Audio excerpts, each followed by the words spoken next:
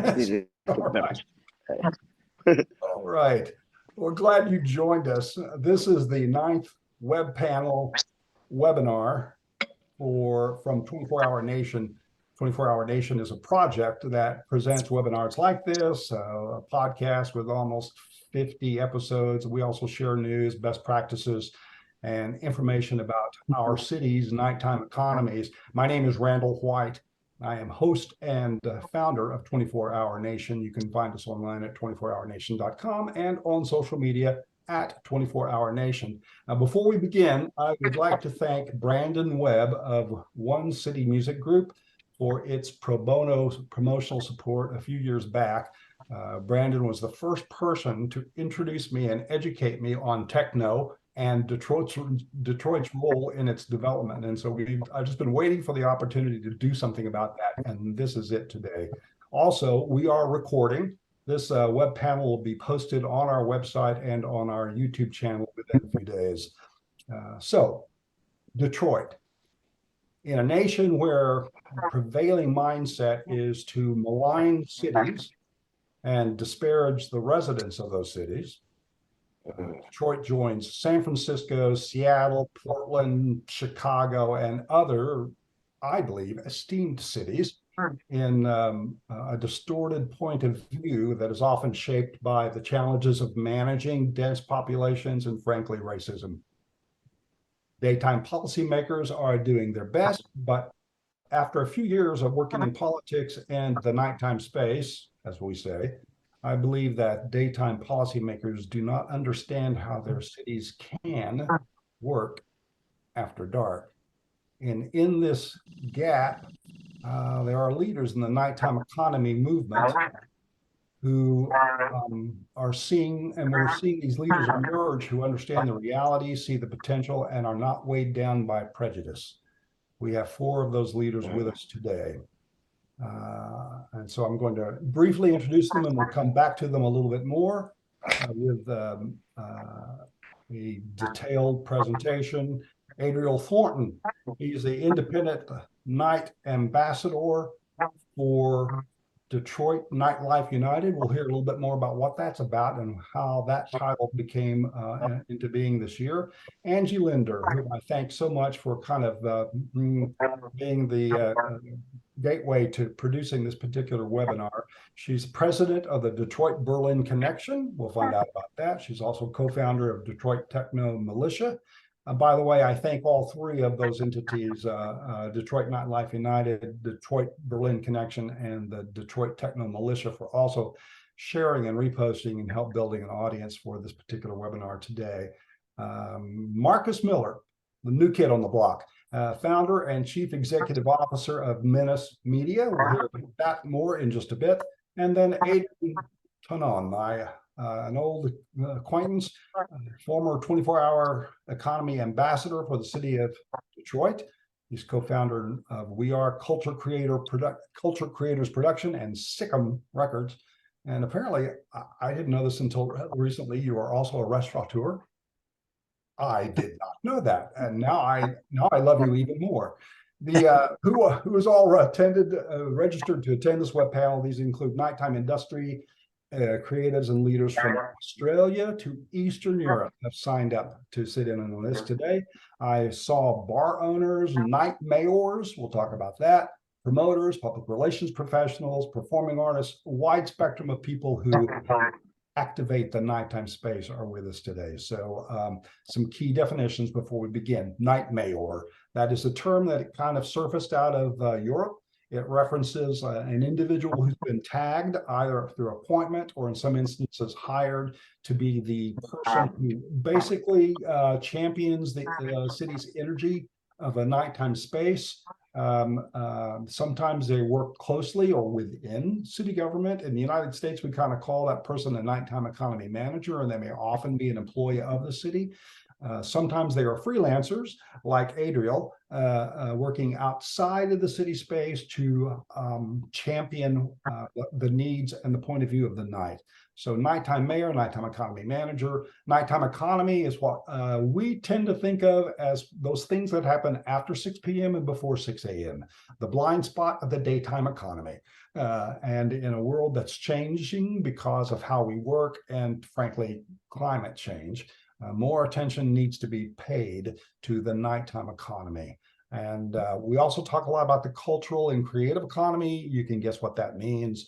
These are our creatives, our arts and cultural organizations, our cultural organizations, which often include clubs and those things that perhaps the fine arts don't necessarily give weight to as being also cultural. I disagree with that perspective. It's all cultural. And then we also have the word 24-hour cities. You'll hear a lot talk about 24-hour cities. Does not mean that there's a bar next to where you sleep that's open all night. 24-hour cities means that there are cities that are active, not everywhere in the city, but active around the clock. They are already. If you have hospitals, if you have public safety personnel, you're already in a 24-hour city. It's just not being managed well that way. So as we go along, feel free to pop any questions you might have in the box at the bottom of your screen. The panelists may choose to respond to them as we go along, and then, time allowing, I'll curate a few and triage some at the end of the program. We begin with a deep dive. Detroit Nightlife United. Adriel, we're going to begin with you. What was this group formed to accomplish? Oh, we're muted. Here we go. All right, Detroit Nightlife United. Can you hear me now? Yeah. Detroit Nightlife United was really formed by, really a group of passionate individuals who had, in whichever way, a stake in Detroit's nighttime economy. Detroit Techno, Detroit Brilliant Connection really sort of houses us at the moment. But, the idea is for us to form our own 501c3 within the year and to sort of strike out independently, to advocate and promote for Detroit's 24-hour economy. Like you mentioned, life does not stop after 6 p.m. And it's not just about the club world. There are factory workers, there's second and third shift workers who really right now it's sort of live in this sort of discriminatory environment where they are expected to really not do anything after they get off work or go anywhere after that. So we really were formed to sort of, again, advocate there's more to life than, going to bed at 8 p.m. Right. And you mentioned the workforce, and there are also a lot of in the discriminatory practices. This is also usually the most discriminated population that works at night. They're in their second or third job. They tend to be women. They also tend to be new residents of the country, and so they don't get treated fairly. And then for everybody else who works at night, when do you go? Where's daycare? Those kind of basic services that we work by day get. So is the Detroit Nightlife United a nonprofit organization, right? It is not yet. So we have not officially formed as a 501c3 or C4, which is the status here in the United States. Gotcha. Recognizing you as a nonprofit organization, but the Detroit Brilliant Connection acts as our fiduciary right now. So we're under the umbrella of a nonprofit organization, but we have not spun off onto our own yet. And tell us, but we're hoping to do that within a year. Okay, and tell us about your position as the independent night ambassador. That happened when, and what's the independent about? So just this past really May, a group of individuals, again, sort of right as we were forming Detroit Nightlife United, sort of advocated and then agreed to having an independent night ambassador. And it's independent from governmental entities at this moment, right? So we felt that as a community might be heard a little louder, or we might be able to actually have some more flexibility if we weren't necessarily tied to a specific governmental agency. So that's where the independent comes from. It's really the people say, hey, represent our interest in the things that we do without necessarily being beholden to a mayor or a congressman or a governor, et cetera, et cetera. So You'll see that that's what model in some the other independence comes cities from. in the States and certainly in Europe, Mhm. outside of city government. And a group comes together and says, more attention needs to be paid to this. And here's our leader. And that's kind of what's happened here right now. What is about your own background and skills? I know you're more than, I mean, I've read some of your bio, but what about your own background and skills made you the perfect guy for this job? Well, I think perfection is something that I still strive for, right? So, but I have been an event producer for 31 years in the city of Detroit. I started out as a rave promoter. I actually maybe sometimes still do, but I also I also helped create the Detroit Electronic Music Festival. Produced that for the first 3 years.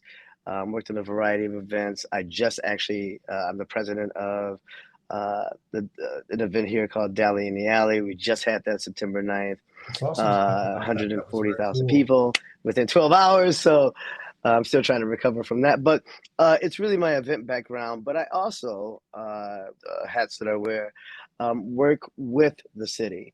Event production, you work with the city in a variety of ways anyway. But I also run our city's bike share program here. I'm the executive director of MOGO, our bike share program, which we do on behalf of the city. So I am connected to a lot of the decision makers that can affect change for us here in this space. So I think the marriage of those two skill sets really is what made I could, while not being of the government, I could operate within it and That's affect an change important, and that's a very important get in skill front to of some have. people.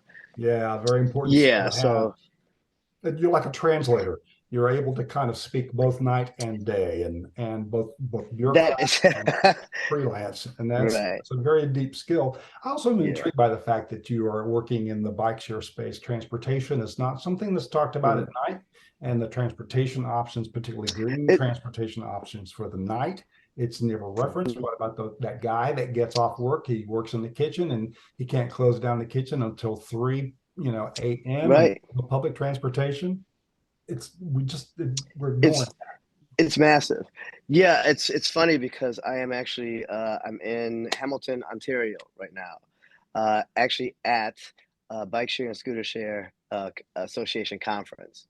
Where a lot of operators from around the country and world, and specifically North America, come together to talk about these very things. And I will let you know, just from our own system, spike in our ridership after 2, Mm, right? So what happens at 2 o'clock in Detroit? right, A right, lot of our venues close. right. So folks still need to get to where they have to go. But like you said, even the workers, right? So if you're at work at a bar or a restaurant or again, any place that's open 24 hours or after midnight, a lot of those folks still need a way to get to where they have to go, right? Whether that's home or anywhere else. So luckily 24/7.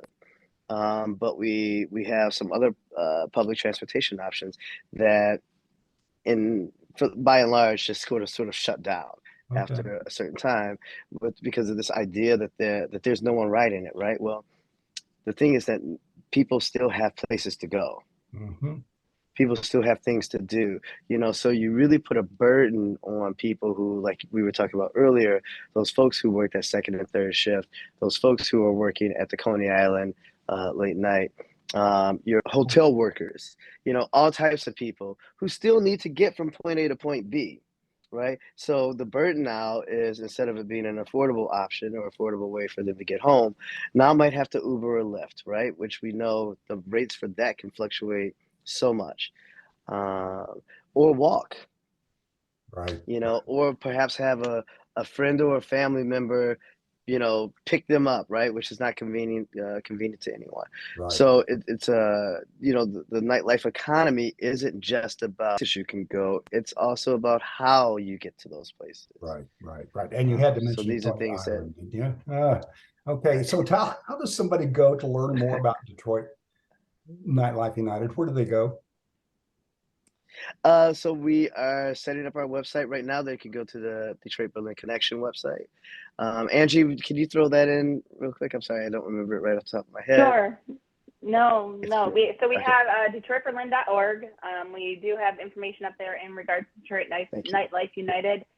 We also have our socials set up on Instagram and Facebook at this point, and are just working through. We're just a small group of people, so we shoulder a lot of the work. We've hosted a couple of our own webinars, and getting the community involved in the conversations on a quarterly basis.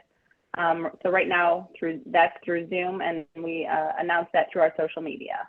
Well, and that's a nice toss, Adriel. I'm going to go ahead and jump over here to Angie, since you did it that way, just like a newscaster. Right. Angie, Angie, please tell them. Yeah, I want to hear Angie. also. I want to hear about the fundraising push too right now to kind of cover the sound diplomacy thing. So I'll get to that, Angie. But first, I want to hear a little bit more about, for those of us who do not know what techno is, because there probably are age differences that may not know techno, or just think of everything as EDM. Tell us about techno history, Detroit, and Detroit's role in nurturing that. Oh, that is a really large question for me, and I'm a generalist. So I will give you the encapsulated version. Detroit techno is a genre of music that definitely started in Detroit. There are the stories of the Belleville Three, but there are a ton of people behind the scenes. So Derek, Juan, Kevin, you've got some Eddie folks there too. We got everyone behind the scenes working with these drum machines that they were just, kind of noodling around with and trying to find a new sound. And everyone in Detroit is inspired by so much diverse sounds of music, funk, rock, hip hop. A lot of our keyboardists came up through the church, everything. So there's a lot that goes into, a lot of soul that goes into Detroit techno, that it makes it different than just some, generic kind of electronic music, EDM, commercial dance music. So there, it has a long history. It started in Detroit in the early 80s and has flourished ever since, getting airplay from the greats like Electrifying Mojo, and also Jeff Mills as the Wizard on the radio in Detroit. It was very formative on me as a child. And we also had dance shows that would promote music, New Dance Show, and the scene. I mean, it was just a really excellent time to be alive when that was coming out as a child for me. And it was something that kind of just sucked me in. It was a sound that set me apart from what my dad was doing as a rock DJ in Detroit. So I had my own thing, and he had his own thing, and it just kind of went from there. That's how I was drawn into all of this. Well, and tell us about the two organizations with which you were involved, and you also played a role in establishing Detroit Nightlife United, we know. But tell us about Detroit Berlin Connection and Detroit Techno Militia. Sure. Detroit Techno Militia does sound intimidating, but we are definitely the nicest militia you will ever meet. We are an underground record label in Detroit. We champion the sound of Detroit techno and just underground techno in general. Over 13 artists, both locally and globally, participate in our label. We have a record label as well. Lost track, I think 16 releases at this point, 8 of them being on vinyl and the rest being digital. It is something where we champion and like to kind of hone the craft of DJing. So we take that's very important to all the people that are part of our organization, and we like to make sure that we are helping people who may not have the resources and the ability to get their name out there and promote themselves as well. So we definitely are working for people that could use just that extra boost in their career as well. So that is something that is very important to us.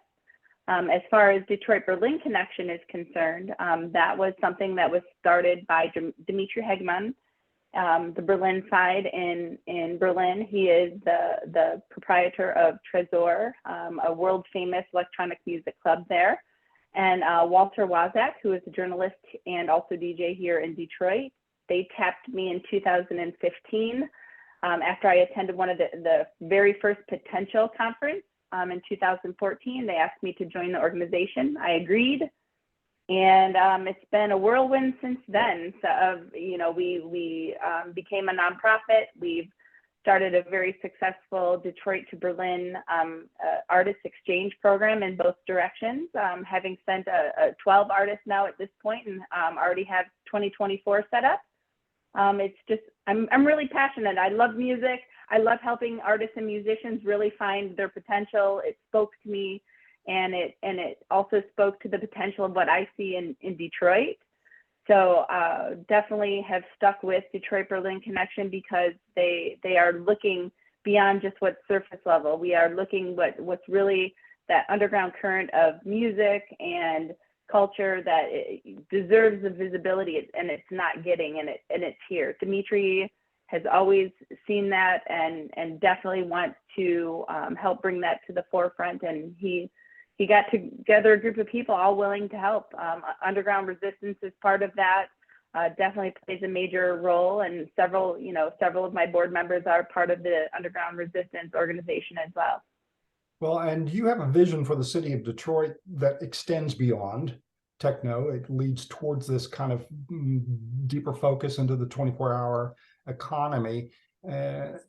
Talk about your model of creating this movement, if you will, because you're a kick-ass powerhouse from all sources I hear around the country, and leading elected officials to ideas rather than waiting on elected officials to come up with their own ideas. This is in part how you kind of helped create Detroit Nightlife United. So tell us a little bit about, in a way that the people who are listening can go, oh God, we could do that in our city. Sure. So when you wait for an elected official to make that move, they're going to impart their what's going to get them elected the next season. So we wanted to try to do something a little more independent. We started reaching out to every single person that we knew and could talk to, who was involved in the creative economy, to be a part of Detroit Nightlife United. That way, we're using a collective voice of people who actually are stakeholders, who actually have skin in the game and are impacted by the decisions these elected officials are going to make. And I feel if they are looking at their constituents coming to them and telling them, this is what we need, hopefully in the interest of that elected official getting reelected again, they're going to listen to their constituents, people that are in their neighborhoods and in their city, who want to get things done and changed so that they have businesses thriving in their district, in their neighborhood, whatever it might be.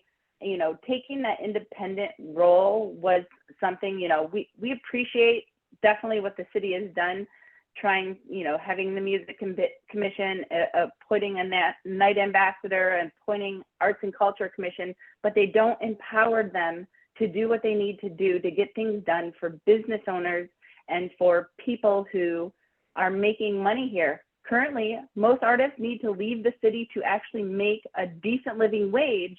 And why would we want to export that type of talent when we can bring it here, bring people here who want to spend money and, make a difference in the city here, keep our artists here, bring people here who want to spend money and see all of this. And, that's definitely the reason why we do what we do. Okay. And tell me a little bit too, right now, about Detroit Nightlife push to raise some funds right now, and where people can go to help that for the study that's you're trying to pull together. Sure. So we're setting out to raise around $75,000. I know it seems like a big amount of money for a white paper study that basically quantifies the creative footprint in the city of Detroit. I know that the city has been approached multiple times requesting funding for other organizations. I know Detroit Sound Conservancy has attempted to do something similar and did not receive funding through the city. That's why I thought, well, why do we have to ask the city to do this? We have people. I need to find 75 people that'll give me $1,000. So basically, we are going to work with Vibe Lab. Mirik and Lutz have been very formative in helping us actually just get our footing for Detroit Nightlife United as well, giving us some consulting and direction for that. And so we definitely need their help. They are the industry leaders as far as I'm concerned, quantifying the nightlife and its impact around the world in cities all over the world. They have a really incredible paper in regards to the Montreal nightlife right now. You can easily find us at bit.ly/Detroit Nightlife. That will take you directly to our GoFundMe if you should feel so inclined.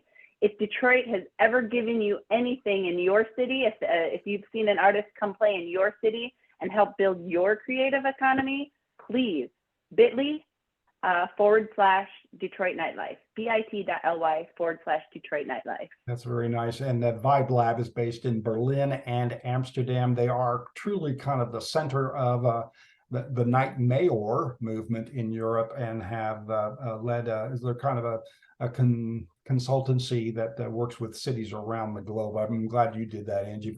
I had another question I wanted to ask you about how are you going to avoid burnout, but we'll get to that later. I want to shift. Never burn out. Never burn out. I burn out because you're a mother of twins. Is that right? Yeah, but they're 27, so I have three. Okay, well, in that instance, now. put them to work. That's what I say. Okay, I don't think it's possible for. Jump over here. I don't think it's possible for Angie to ever burn out. I've seen this woman in action and worked with her for years, and let me tell you, she is the definition of the Energizer Bunny. That's nice. Well, every city needs one, I think, if it's going to do what you all are doing right now in Detroit. I'm going to jump to Marcus. Marcus, I wanted a younger voice on this panel. No offense to our more experienced persons on the panel, but somebody whose entire future is ahead, and you're working a bit with some folks who are in the nighttime space and nighttime artists. So tell us a little bit more about Menace Media, how it was formed, what opportunity you saw, and its role in Detroit's nighttime and cultural economy. Yeah, for sure. How you guys doing too? It's great to be here. Menace Media right now is the largest independent media company coming out of Detroit. It was created to be a platform to serve as resource, opportunity, and knowledge for the creative entrepreneurs here in the city. We started around 3 years ago. We created the platform first initially for our brother and one of the most profound music artists coming out of Detroit, Be Free. And right now, 3 years later, fast forward, he's touring the world. He's living off his art. And we see that there can be a lot more Be Frees coming out of Detroit. And not only just Be Free. Through that work, we also created jobs within ourselves. We have a whole team in terms of a media company, sound engineers, video, audio engineers, the entire facet. It's an entire industry, economic, that brings economic value to Detroit. We want to bring those same opportunities, that same knowledge, that same resource to so many creative entrepreneurs coming out in here in the city, because it can be a place where you don't have to leave Detroit to make it. Like Angie was saying, you do not have to do that. We live in an age of a digital Hollywood right now, where everyone can get the spotlight, but it's not just about the spotlight, it's about sustainability. And Menace Media is all about sustainability and growth. Well, tell us, what do you think is the potential of Detroit's cultural power to reshape the city by day and night? Great question. Detroit cultural power, we want to be the city of partnerships. We want to build together, not starting up super high with the commercial market and none of that. We don't need it. We have everything we need right here on the ground floor. We are the city of partnerships, soon to be. We can network sideways right here next to us. We have all the network and resources we have right here in the city, and we want to build out of Detroit by Detroit. And given your own background, the question I wrote down for myself to ask you, what has given you agency to have a marketing agency? What's your background that puts you in this position to spin this off with your two partners, who I assume are probably nearby and listening? Oh yeah, most definitely. And to start off, I began as a music manager for Be Free when we first started working in music. And before I even go any further, I definitely want to highlight, give spotlight to my partners, AJ Dawson and Agron Bereshai, two geniuses. here. I can't attribute any success without first highlighting the genius and dedication that they bring to the table every day. Our background, we have taken artists, we have taken influencers, companies, and small companies, restaurants to the point of renovation. We've taken social accounts to millions, 2 millions, multiple times. We have built sustainable futures for artists here in the city. And we've done it over and over and over in the span of 3 years. And we see a formula behind it. Every day we're on the ground floor working, we're studying, we're learning the market, and we will change the economic future for this city in this creative industry. Well, and what do you think is missing most in Detroit when it comes to Detroit at night and its potential to be a very dynamic and welcoming city? What's currently missing that you think you're going to be able to help fill the gap on? Great question, Brando. Now, I know this is not the most business answer, but the aspect I believe is missing most, honestly, is love. And I feel like that aspect needs to be highlighted more within our culture. And the funny part is, when it comes to Detroit, it already exists. If you come to Detroit, Detroit is one of the most welcoming cities. You go to anywhere, people speak to you. People want to work together. There's so many people that are willing to sit here and work and build. And that aspect is not missing, but it needs to be highlighted more coming out of Detroit. Love will be the uniting factor that brings the city to fruition. I'm not going to ask you any more about any of your secret tools that you're using to do this. You've developed your own armory, I am sure. But so how does somebody learn more about Menace Media right now? If they want to go, I want to learn more about this guy and his partners and what they're doing, where do they go? What do they do? So you can go to our website, menace.media, our social media, menace.media. We're right here in the ground floor of the city. We're working on currently a brick and mortar coming out the city to serve as that resource, opportunity, and knowledge. We will be hosting seminars there, workshops that we've already hosted for the youth to teach them about launching a small business in a creative entrepreneurship space. We've done many of those. We've been working with artists. So come find us on, online on our website, any social media, and please learn about us. We want to learn about you guys. Anyone that's listening, we want to learn about you. The story to be told is a story that everyone can be a part of, and we want you guys a part of it. We want to see this future be brought together by us working together. So let's do it. Come find us. Yeah, and again, it sounds like the private sector is in the private for-profit sector is doing, in this instance, what perhaps a city could do in terms of investing in the future in order to kind of make sure that Detroit is even stronger in the future. And congratulations on that good work. We'll come back to you in a little bit where I'm asking these round robin questions. I want to go right to Adrian. Adrian, how you doing, man? It's good to see you. Randall, great to see you as well. Appreciate you. Okay, you have had a front seat in the global nighttime economy movement. And at one point you were the city of Detroit's 24-hour economy ambassador. Was that a city staff position? Tell me a little bit about that role and kind of what happened there. Sometimes what happens, as a side note to the people listening, is a city will appoint this position that got a lot of connection to a particular elected official, like a mayor. The mayor goes away, and suddenly this position is in jeopardy. We're seeing that right now in 2 cities in the United States. But tell us a little bit about your experience with the city of Detroit. So I'll take you back to 3 years old when I was on a milk crate on Schaefer and Fingal on the west side of the city, Washington, which is yes, 3 years old. Okay. Immigrant family. I always say if child labor laws were practiced, my family would be incarcerated. But grew up in hospitality and music. So being in the restaurant business, my parents still have a restaurant, and I was a customer service guy. So I worked with a lot of mayors, always in the city, lived in the city, what have you. And I heard Mayor Duggan was thinking about running. He was a customer service guy. So I joined the campaign early on, became the founding director of customer service for the city of Detroit.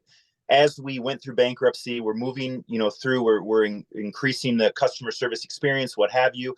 Naturally, being in music, I'm working with every department. And think about Detroit. 10 years ago in Detroit, making it was moving to LA, moving to New York. So you have all these displaced creatives in these city offices. And we band together and we said, how can we support festivals coming in? How can we support film coming in without an incentive? And we started working through these creative efforts in all these different offices. And at that same time, Dimitri, Angie, Adriel, all these different people are great partners. We're bringing the idea of nighttime mayor to fruition. I went to Berlin to speak on a panel, and I was with all the techno guys, Mike Banks, all these guys, and says, the mayor's not doing anything for us. How can we get a meeting with him? That was on a Saturday. Wednesday, we had the mayor in the room with 100 people over with Mike Banks and their platform there, Underground Resistance. And the mayor, as he usually does, said, okay, there's a position here. Who wants? And raise your hand if you want Adrian to do it. Obviously, I was already working with him. I was in the administration. So naturally, he just let me do what I wanted to do. So that's how that position came to fruition, is just us having conversations, having great partnerships, and having the awareness that all these other private entities were doing. And no one really knew what it looked like. But to me, I still had to do customer service all day long. And then you say 6 p.m. to 6 a.m. I needed 2 hours to rest before I went out at 7 p.m. to 7 a.m. And we did that every day for years. I was with the mayor for 10 years.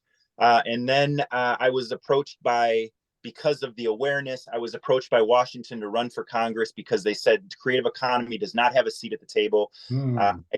We had a great run, but it didn't work out that way. So now back in the private sector with all the knowledge and really creating systems and protocol that we have relationship with the city. We have great partnerships. I got to tell you, Mark and those guys, they were puppies when they started. They were in the mayor's office with me, 10 guys, 10 young men and women from the neighborhoods sitting at the table, because traditionally they don't have a seat at the table. And what they were able to see, feel, dream, be, now their work is coming to fruition, and there are partners outside in the private sector now. Well, you have this new role then as a one-man spark plug in Detroit, and you're working with the We Are Culture, Sikkim, these young guys at the Menace Media. You're always out there. You're able to move in all these kind of different circles because you've had both this congressional role and probably you're quite comfortable in attending an illegal rave somewhere at night. What are you doing? What are you doing for Detroit that is needed most? So here's the thing. We grew up in a city that was a crab in a barrel mentality, right? You had to, especially creatives, you had to step on someone's head to go somewhere else.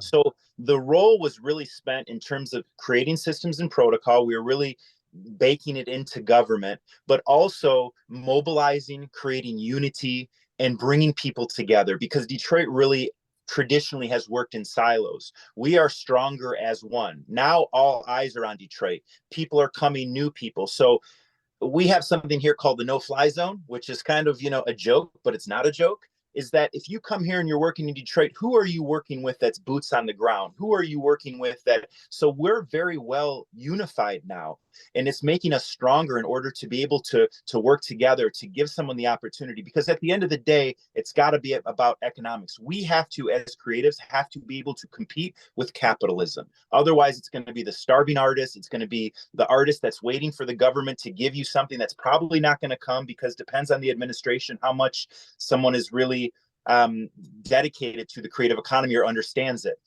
So really it was about creating this unity with DPD, which are Detroit Police Department, with our city workers, with our businesses, with our philanthropy, and bringing everyone together under one roof to really champion this creative renaissance that we're in now. And every city in the States, I don't know about elsewhere, every city in the States has its municipal departments that are silos, and they don't break through. You mentioned the silos thing, and sometimes it takes the private energy like you're talking about to kind of get those people at the table, with the people who don't normally get invited to the table. So thank you for doing that. Is there what's the next big thing? I've heard you talk about this. I heard you talk at South by Southwest a little bit, but what's the next big thing on the horizon that you believe is going to be transformative for Detroit's creative economy? I mean, right now is getting the message out and living the message that we are in a creative economy. If you are in government, if you are in philanthropy, if you are in the private sector, if you are not championing this, everyone talks about social equity and talks about all these things. This is a social justice movement. This is not throwing a bone to somebody. We are in a creative renaissance. If we're not absolutely supporting creatives now, you don't get it and you don't belong in these positions. I'm just going to say it as it is. So I think right now it's the awareness, it's the government championing these. Right now we're working on a new film incentive. We're not calling it a film incentive. It's a digital media jobs initiative, right? And it's about music videos, it's about tech, it's about the 12 sectors of the creative economy that you can support in order to support those that work in it, in order to make a living, buy a home here in the city of Detroit, live, work, play. So that's where we are now. And it's really educating people, but it's also, as Angie says, as Adriel says, as Mark said, it's about doing the work and doing it together. And that's what people are doing now. They're doing the work. All these young men and women, like the Menace team, they were 17, 18, 19 years old. Now they're in their early 20s. They had a seat at the table in the mayor's office, and now they're in the private sector, really pushing it and understanding what the knowledge that they've learned in order to push forward. So that's what we're doing now. Liberation mindset. You can't depend on anybody but yourselves. I think it's a revolution, and I think it's a cultural revolution and a nighttime revolution that needs to happen, because I just think the nighttime folks get it more than perhaps others. Is there a place where somebody could go to find out more about what you're up to, or do you just want to direct them to Menace Media, or what?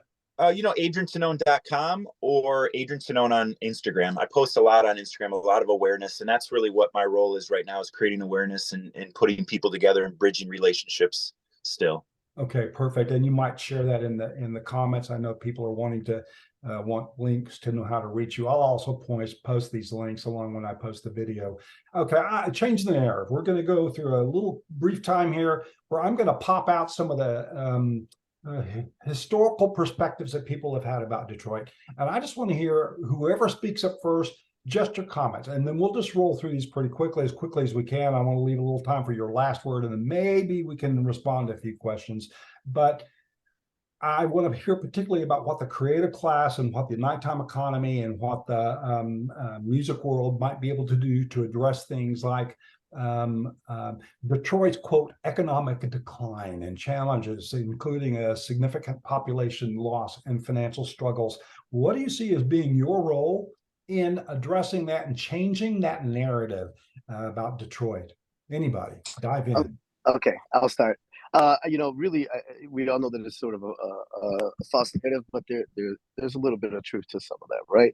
But the reality is that one thing that to address all of those things is uplifting and supporting the creative class. Richard Florida came here and then said that Detroit was prime. He said this over a decade ago to really move forward if it invested in its creative class, right? So knowing that the creative class is tied so much to the nighttime economy, it's really supporting that. We're talking about dollars and cents, as Adrian said. Well, it's about supporting that and creating that industry so that folks can live, work, play here without having to move somewhere else or to make it in another town. If we do that, we will create an entirely new industry, or I shouldn't say entirely new, but something that would, I think, surpass perhaps the auto industry. Once upon a time, Submerge was distributing or exporting more units, right? We're talking about units, than GM, which at the time was the largest automaker in the world, right? So when you talk about that and really being ambassador for the city of Detroit, it's our creativity. It's the artists here that really can drive tourism, fill hotel rooms. Our second year of doing the Detroit Electronic Music Festival, the Visitors and Convention Bureau said that we injected over $90 million into the economy. That's restaurants, hotels. That's all creative. So I think uplifting that will really help turn that narrative around and strengthen the work that we're doing here. Anybody else want to talk about that particular issue? I want to add on. I'll come to you, Angie. Great point, Adriel. Just to add on to that, we're in a digital age where creatives are able to monetize and create stable financial standing off of social media, off of online, off of having a presence, right? The real question is, how do they do that? And there's multiple ways. There's multiple ways for artists to make mechanical royalties, streaming royalties, and even bridge the gap in terms of sponsorships. You can also, there's so many ways to monetize in so many different applications. The landscape of knowledge of how creatives can be in place to really stimulate this economy, because it is the economy. We're making money for the economy. People are getting paid. People are living off this. People are making living wages, career wages off this.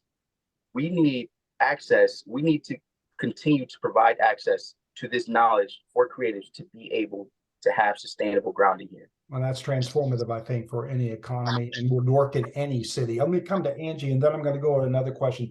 Angie, in response to this kind of idea of Detroit's economic decline, and how is the creative community, and how is the music community responding to that? Sure. So we're working on trying to make this an actual pillar for tourism in Detroit. You know, Detroit lays its hat on the past and things that have been awesome here in the past, and they're totally kind of missing the cool, new, creative things that are going on now. The reasons that people want to come to the city, you know, it might be cool to go visit a museum here and there and things like that, but they want to do things, and they want things to do when they come here. And if you come to a city and there's nothing to do and nothing going on, that people aren't going to want to stick around. They're not going to want to spend money there. So how do we make it cool?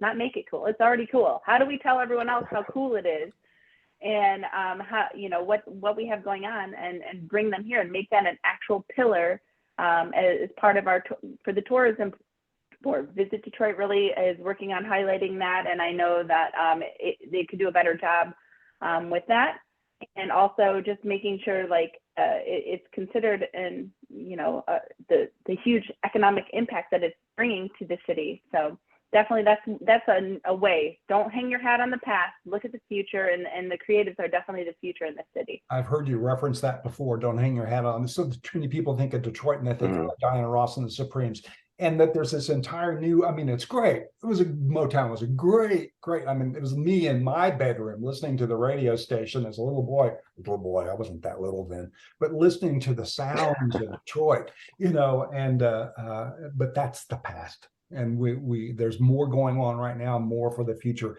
Let's talk a little bit about this resilience, revitalization, the spirit of Detroit.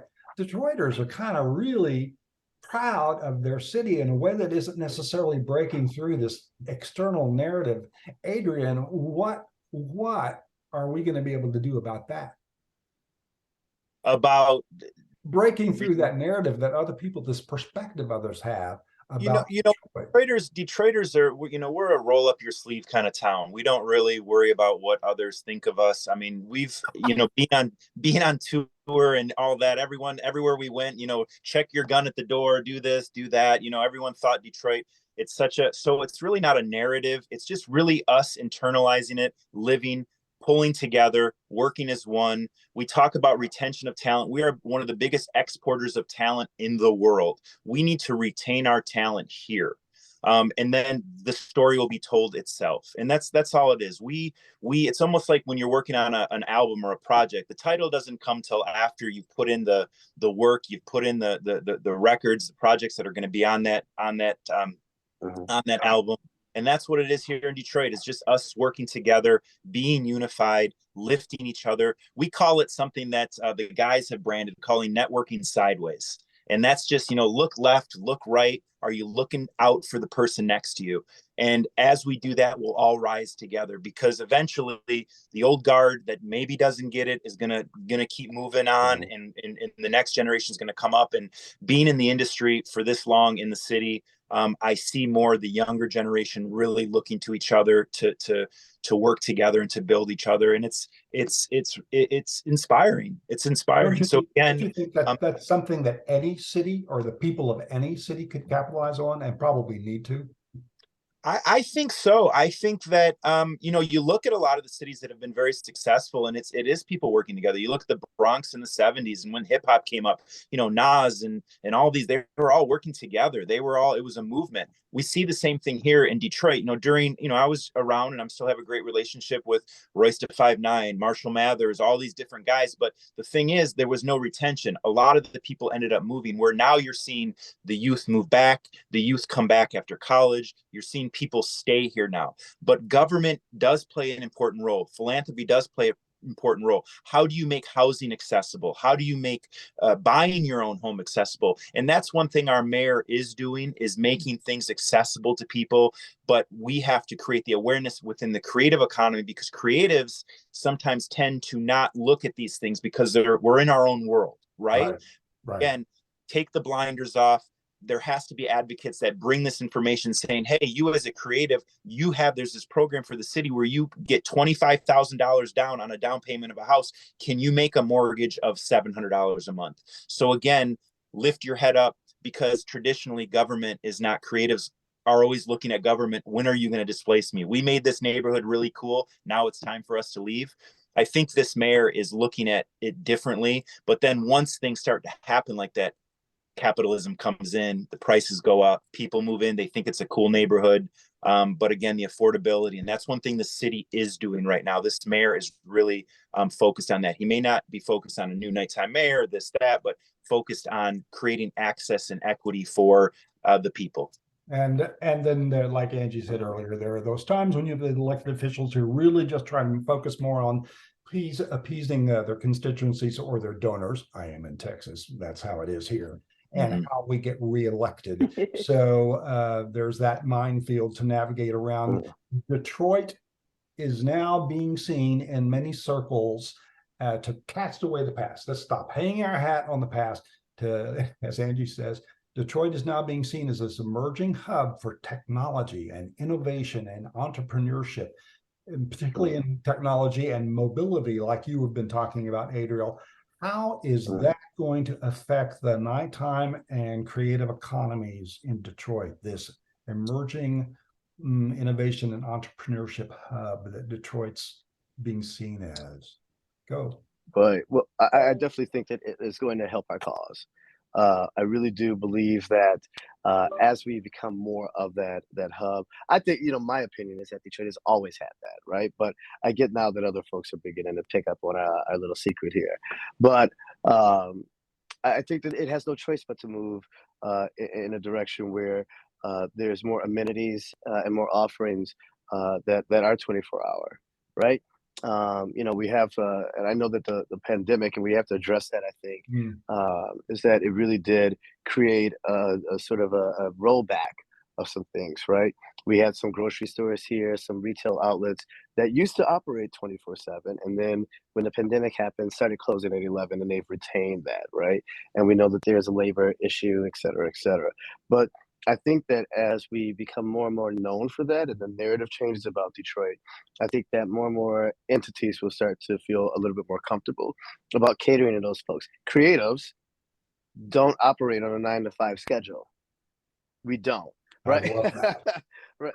We don't, right? Truly. So I know that when I'm trying to plan an event or trying to conceptualize something in the creative sphere, I usually wait till, it's 8, 9, 10 o'clock, maybe even midnight that I can sit, that focus comes in and the creativity starts to spark, right? It's the nighttime. I might go for a drive in the lodge, right? Listen to Juan Atkins' new song or Cybertron's new song, and really get inspired, right? That's the time that happens, right? The problem is I can't go to the gym after that, right? Don't want to get healthy. So I think, though, that as more and more of these folks come to town, as more and more of that focus becomes on the entrepreneurship, the creative sphere, the tech sphere, that it will naturally start to push those hours a little further than they are now. Right. And I think that's going to do nothing but help our cause. I agree with you 100%. Technology is going to do it. I'm gonna jump to a last word. I'm going to ask each of you and kind of think most saliently and in a punch what your answer is if you were able to redefine Detroit so that tomorrow everyone would wake up sharing your definition of Detroit. Redefine Detroit. That was the whole point of this webinar. What would your definition of Detroit be? I'll start with you, Marcus. My definition of Detroit would be a city of collaboration and champions. Detroit is all about working together and building in terms of arts and culture, because culture is what makes this society be what it is. I want to ask you guys a question just to think about for a sec. What is the world without arts and culture? What is the world without Michael Jackson, or even farther back, Beethoven, Picasso, Mozart? It's not a world at all. Arts and culture impact is invaluable. And Detroit will be on the forefront of that, and we'll do it together. So Detroit Redefined. Detroit is a city of partnerships, collaboration. Very nice. And I'd like to make sure that we're including that culture is a broad umbrella And some people don't necessarily share that same umbrella that I have, but it includes everything from street art to hip hop to clubs to high art, opera, ballet. Adrian, if you were to wake up tomorrow morning and everybody would share your definition of what Detroit is or should be, what would that be? So I'm a very spiritual person. We are in an age of awakening now, and it is a creative renaissance. Detroit is a portal. Let's go. That's what it is. It's a portal. It's a special town, and it is a portal. And come to Detroit, and you're going to be embraced. I love that. Very recently, a friend of mine who's the arts leader for another city in the United States just visited Detroit to visit with some colleagues, and he came back going, I need to go there because this is where it's going to happen next. And it's moving forward in a way that didn't damage the city, as some other cities have been kind of neutralized. Detroit still got Detroit. All right. So if you were able to redefine Detroit, so tomorrow everyone woke up sharing your definition, what would that be, Adriel? I would just simply say that Detroit is driven by creative power. That's it. It says it all. The engine. And I think, don't you think that every city could be that? Or is Detroit just got an advantage right now, Adriel? I mean, every city could do that. I mean, there's, I have yet to go to a city that did not have a creative class, that did not have what I call the funky people on the ground trying to affect change in a really creative and artistic way. But I do think that there is something unique and special about the people here. We are resilient. We a lot of times have issues recognizing our own power, but I think that is changing. And Detroit has long been one of the most creative hubs in the world. So I think we do have some advantages in that sense. And like I said, it's Detroit's power is Detroit is driven by its creative power, and it always has been. I loved researching and going back to the music of Detroit and starting with the symphony. But then when the industrial population moved to Detroit because there were jobs and because there wasn't the prejudice, suddenly you brought this whole influx of the Black community and how the Black music shaped this Detroit jazz. Sound. Yeah, Motown, from then on, jazz, Techno, all the way through, funk, all of it. And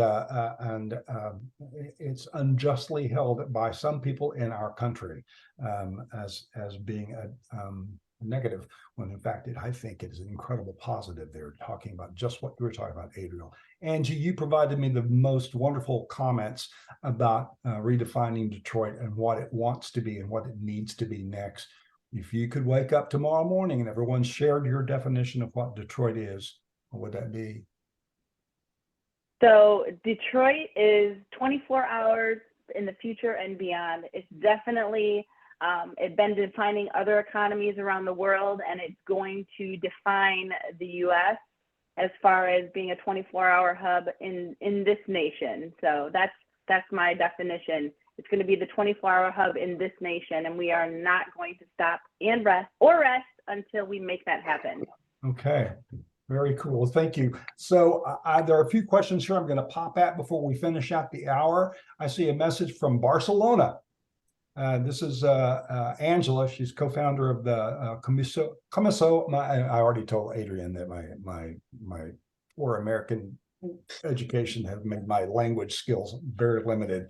But with the Nighttime Commission, if you will, in Barcelona, she says, how do you approach, and I think this is directed to you, Angie, how do you approach neighbor boards regarding nuisance, noise, etc.? It seems people are oversensitive. As you're advancing the agenda, how do you address that in Detroit? Sure. It's making sure that the neighborhood is part of the conversation.